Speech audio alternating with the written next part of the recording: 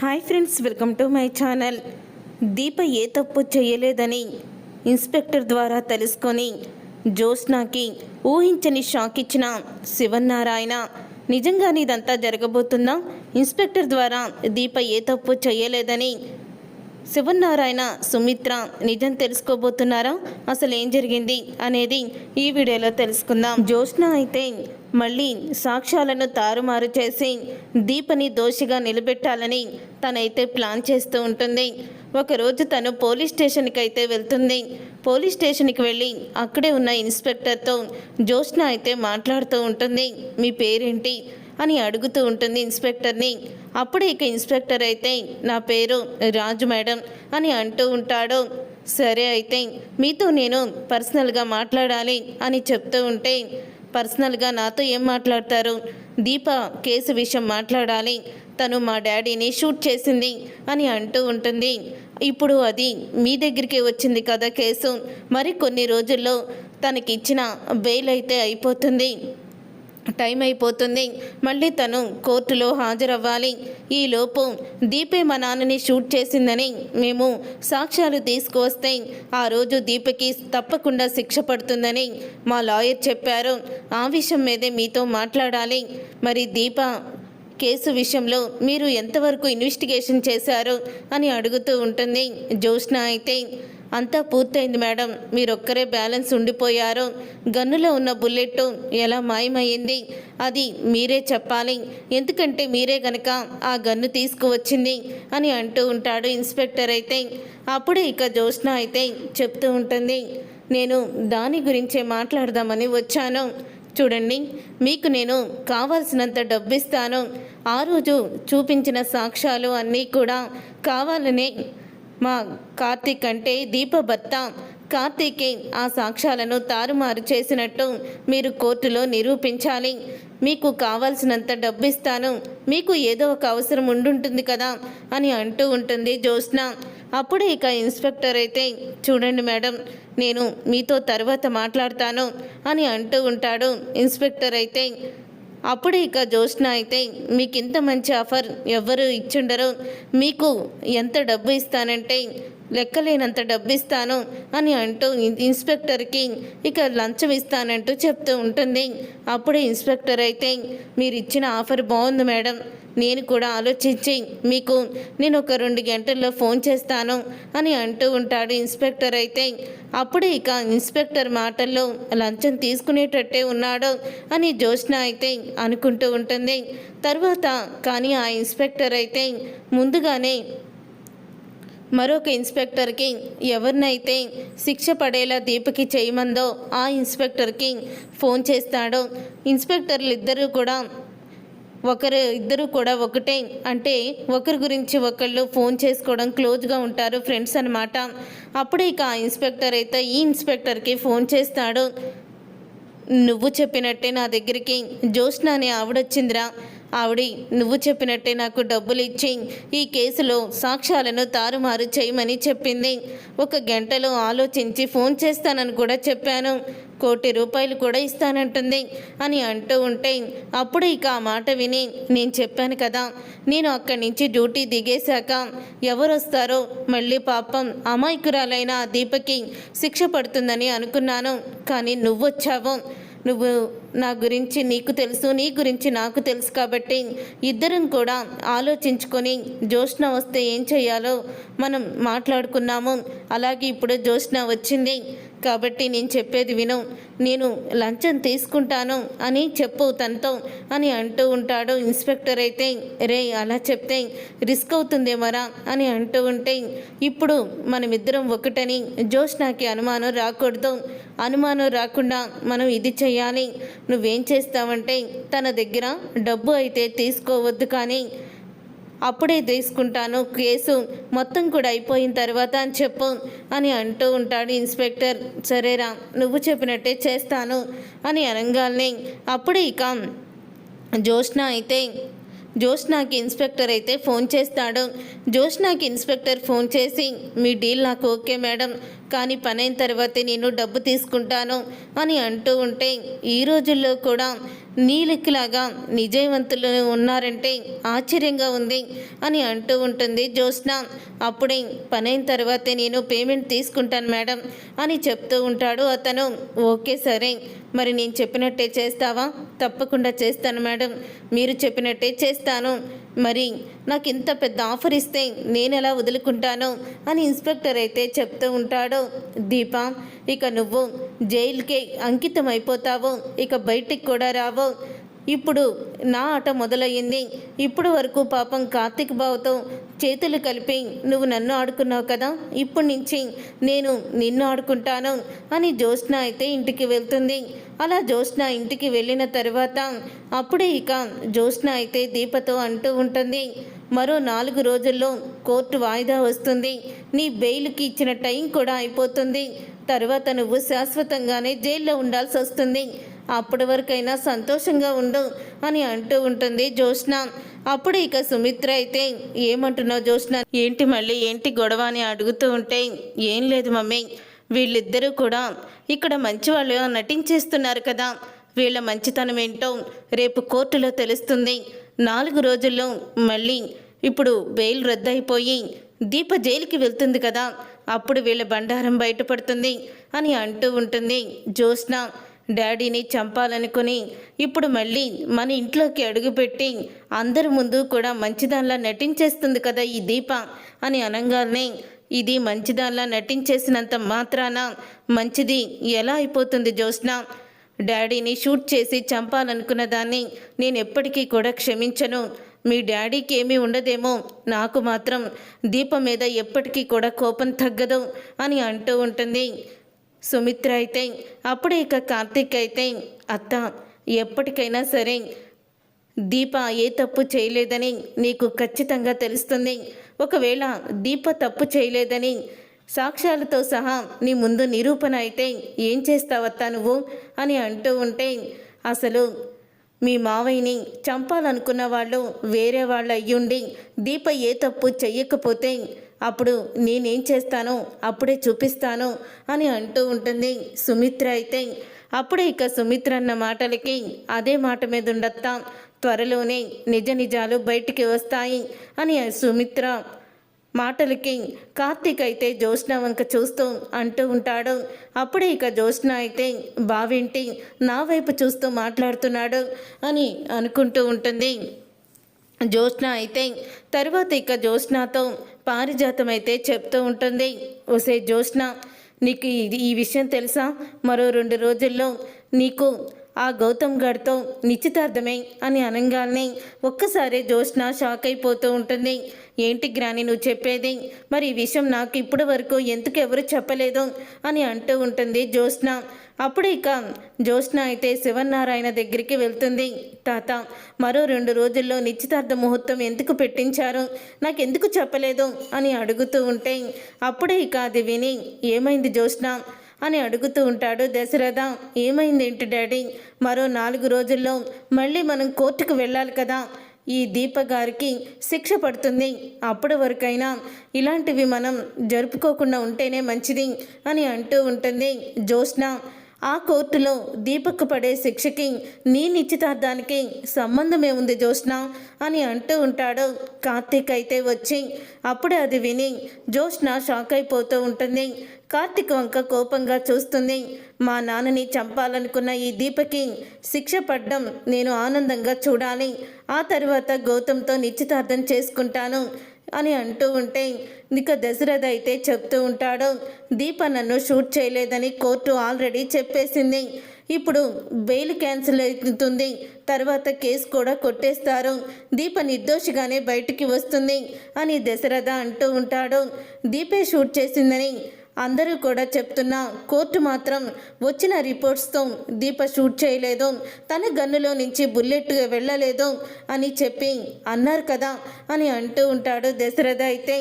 అప్పుడు ఇక శివనారాయణ, అసలు ఆ కోర్టు వ్యవహారంతో నీ నిశ్చితార్థానికి ఎందుకు లింకు పెడుతున్నావో నీ నిశ్చితార్థం 2 రోజుల్లో జరిగి తీరుతుంది అని అంటూ శివన్నారాయణ అయితే చెప్తాడు. అలా శివన్నారాయణ చెప్పిన తర్వాత అప్పుడే ఇక జ్యోత్స్న అయితే కోపంతో రగిలిపోతూ ఉంటుంది. ఇంతలో ఇక కార్తీక్ అయితే ఇంటి దగ్గర పని అయిపోయిందని తనైతే వస్తూ ఉంటాడు. అలా వచ్చేటప్పుడు ఇన్స్పెక్టర్ అయితే తన పాపతో కలిసి బయటికి వెళ్తూ కార్తీక్ అయితే ఎదురుపడతాడు. అప్పుడే కార్తీక్ని అంకుల్ అంటూ గట్టిగా పిలుస్తుంది ఇన్స్పెక్టర్ కూతురైతే. అప్పుడే కార్తీక్ వెనక్కి తిరిగి పాప దగ్గరికి అయితే వెళ్తాడు. పాప ఇప్పుడు ఎలా ఉందమ్మా నీకు అని అడుగుతూ ఉంటే నాకు బాగానే ఉంది అంకుల్ అని చెప్తూ ఉంటుంది ఆ పాప అయితే. అప్పుడే ఇక ఇన్స్పెక్టర్ అయితే కార్తీక్ నేను మీ గురించే చూస్తున్నాను, మీకు ఒక విషయం చెప్పాలి అని అంటూ ఉంటాడు ఇన్స్పెక్టర్ అయితే. అప్పుడే ఇక పాపని అమ్మా నువ్వు లోపలికి వెళ్ళి ఐస్ క్రీమ్ తిను, నేను అంకుల్తో మాట్లాడుతుంటాను అని అంటూ ఉంటాడు. అప్పుడే పాప అయితే అక్కడ ఐస్ క్రీమ్ పార్లర్లోకి వెళ్ళి ఐస్ క్రీమ్ తింటూ ఉంటుంది. అప్పుడే కార్తీక్తో ఇన్స్పెక్టర్ అయితే అంటూ ఉంటాడు, జ్యోత్స్న పోలీస్ స్టేషన్కి వచ్చి వాయిదా రోజు మొత్తం సాక్ష్యాలన్నీ నువ్వు తారుమారు చేసినట్టు కోర్టులో కొన్ని సాక్ష్యాలు సృష్టించమని ఇన్స్పెక్టర్కి ₹1,00,00,000 ఈ లంచం ఇస్తానని కూడా తను పోలీస్ స్టేషన్కి వచ్చి చెప్పింది కార్తీక్ అని అనగానే కార్తీక్ ఒక్కసారే షాక్ అయిపోతూ ఉంటాడు. అప్పుడే అమ్మ చిన్న మరదల నేను కుటుంబానికి దీపని ఎలా దగ్గర చేయాలని చూశాను తప్ప ఈ కేసు విషయంలో నిన్ను పెద్దగా పట్టించుకోలేదు. నువ్వు నన్ను పట్టించుకోలేదని నీకు అర్థమైపోయి ఇన్ని నాటకాలు వేస్తున్నావన్నమాట అని అంటూ ఉంటాడు. కార్తీక్ అయితే మనసులో అనుకుంటూ ఉంటాడు, ఏంటి సార్ ఏం మాట్లాడారేంటి అని అనగానే మరి ఇన్స్పెక్టర్ ఏం చెప్పాడు అని అడుగుతూ ఉంటాడు. కార్తీక్ అయితే ఆ ఇన్స్పెక్టర్ ఏం చెప్పాడంటే ఆ ఇన్స్పెక్టర్ నా స్నేహితుడే కార్తీక్, అందుకని తను ముందు నాకు ఇన్ఫర్మేషన్ ఇచ్చాడు. కానీ తనకి నేను ఒకటే చెప్పాను, నీ దగ్గర లంచం తీసుకుంటాను కానీ కేసు అంతా కూడా పూర్తయ్యాక తీసుకుంటాను అని చెప్పని ఆ ఇన్స్పెక్టర్తో అన్నాను. ఎందుకంటే ఇలా మరొకరి దగ్గరికి జ్యోత్స్న వెళ్ళొచ్చు, అందుకని వేరొకరు జ్యోత్స్నకి సహాయం చేయకుండా మన వాళ్ళే అక్కడ ఉంటే నయమని నేను అలా నటించమన్నాను అని ఇన్స్పెక్టర్ అయితే చెప్తూ ఉంటాడు. కానీ జ్యోత్స్న పద్ధతి చూస్తుంటే నాకు చాలా భయమేస్తుంది కార్తీక్. తను ఎంతకైనా తెగిస్తుంది, దీపకి శిక్ష పడేలా చెయ్యాలనుకుంటుంది. అందుకని నేను ఒక నిర్ణయానికి వచ్చాను. జ్యోత్స్న చేసిన కుట్రని వాళ్ళ కుటుంబం ముందు బయట పెట్టాలని అనుకుంటున్నాను. వాళ్ళ తాతయ్య ముందు జ్యోత్స్న దీప విషయంలో చేసిన కుట్రని బయట పెడితే ఖచ్చితంగా కూడా వాళ్ళు జ్యోత్స్నని శిక్షిస్తారు, బయటికి కూడా రానివ్వరు అని అంటూ ఉంటాడు ఇన్స్పెక్టర్ అయితే. అప్పుడు అది విని కార్తీక్ అయితే మీరు వెళ్ళి తన మనవరాల గురించి చెప్పినంత మాత్రాన మా తాతయ్య ఏమీ వినిపించుకోవడం, తనకి సాక్ష్యాలు కావాలంటాడు. మరి ఆ సాక్ష్యాలు మన దగ్గర లేవు కదా సార్ అని అంటూ ఉంటాడు కార్తీక్ అయితే. సాక్ష్యాలు లేవని ఎవరు చెప్పారు కార్తీక్? నా దగ్గర సాక్ష్యాలు ఉన్నాయి. తను ఆ రోజు దీపకి శిక్ష పడిందని నా దగ్గరికి వచ్చి తను నోటికొచ్చినట్లు మాట్లాడింది. తను అలా మాట్లాడేటప్పుడు నేను రికార్డు కూడా చేశాను, నా దగ్గర వీడియో ఉంది. అలాగే నా ఫ్రెండ్ కూడా తనకి లంచం ఇస్తానంటూ వచ్చిన జ్యోత్స్నని అప్పుడు కూడా వాడు వీడియో తీశాడు. ఈ 2 వీడియోలు కూడా మా దగ్గర ఉన్నాయి అని ఇన్స్పెక్టర్ అయితే చెప్తాడు. అది విని కార్తీక్ అయితే చాలా ఆనందపడుతూ ఉంటాడు. చాలా గుడ్ న్యూస్ చెప్పారు సార్. దీప కోర్టు కేసు రాకముందే ఇప్పుడు నిజం బయటపడుతుంది. మీరు ఏం చేస్తారంటే అని కార్తీక్ అయితే తను వేసిన పథకం ప్రకారం ఇన్స్పెక్టర్తో చెప్తాడు. అప్పుడు ఇన్స్పెక్టర్ అయితే ఓకే ఈ ఐడియా బాగానే ఉంది, నేను వస్తాను అని అంటూ ఇన్స్పెక్టర్ అయితే పాపని తీసుకొని వెళ్ళిపోతాడు. జ్యోత్స్న రేపు నీకు దిమ్మ తిరిగే షాక్ ఇవ్వబోతున్నాను చూడు. ఇప్పటి వరకు కూడా సుమిత్రత్త దీపని ఒక శత్రువులా చూసింది, రేపటి నుంచి ఒక తల్లిలా చూస్తుంది అని అనుకుంటూ ఉంటాడు కార్తీక్ అయితే. అలా అనుకున్న కార్తీక్ వెంటనే ఇంకా ఇంటికైతే వెళ్ళిపోతాడు. ఉదయం అవుతుంది, అందరికీ కూడా టిఫిన్ వడ్డిస్తూ ఉంటుంది దీప. టిఫిన్ చేసి కూర్చొని ఉండగా అప్పుడే ఇక జ్యోత్స్న లేని టైంలో కార్తీక్ ఇన్స్పెక్టర్కి అయితే ఫోన్ చేసి రమ్మని చెప్తాడు. అప్పుడు ఇక ఇన్స్పెక్టర్ అయితే ఇంటికి వస్తాడు. ఇన్స్పెక్టర్ ఇంటికి వచ్చిన తర్వాత ఇన్స్పెక్టర్ని చూసి శివన్నారాయణ ఏంటి నా మనవరాలిని ఇన్వెస్టిగేషన్ చేయడానికి వచ్చారా అని అడుగుతూ ఉంటే, లేదండి, మీ మనవరాలు చేసిన పనులు మీ కళ్ళ ముందు సాక్ష్యాలతో సహా బయట పెడదామని వచ్చాము. మీరు అనుకున్నట్టు దశరథ్ గారిని షూట్ చేసింది దీప మాత్రం కాదు, ఎవరో పగడ్బందీగా ప్లాన్ చేసి షూట్ చేశారు. అదే టయానికి దీప చేతిలో గన్ను ఉండడం తనే షూట్ చేసిందని మీరు భ్రమపడ్డారు అంతే అని అంటూ ఉంటే, ఆ రోజు కోర్టులో సాక్ష్యాలను తారుమారు చేశారు కాబట్టి ఆ సాక్ష్యాలు చల్లవు. నిజంగానే ఆ సాక్ష్యాలను వీడు తన భార్యని కాపాడడానికి ఎలా తారుమారు చేశాడో నాకు బాగా తెలుసు అని శివన్నారాయణ అంటూ ఉంటాడు. తాత, నేను సాక్ష్యాలను తారుమారు చేయాలనుకున్నానని నీ దగ్గర ఏమన్నా సాక్ష్యం ఉందా చెప్పు తాత అని అడుగుతూ ఉంటాడు. కార్తీక్ అయితే అప్పుడు ఇన్స్పెక్టర్ అయితే, సార్, దీప ఏదైనా తప్పు చేస్తే మరి మీ మనవరాలు నా దగ్గరికి వచ్చి ఎందుకు సాక్ష్యాలను కోర్టులో తారుమారు చేయమని నాకు లంచం ఇస్తుంది అని అంటూ ఉంటాడు ఇన్స్పెక్టర్ అయితే. అది విని ఒక్కసారే షాక్ అయిపోతూ ఉంటారు అందరూ కూడా.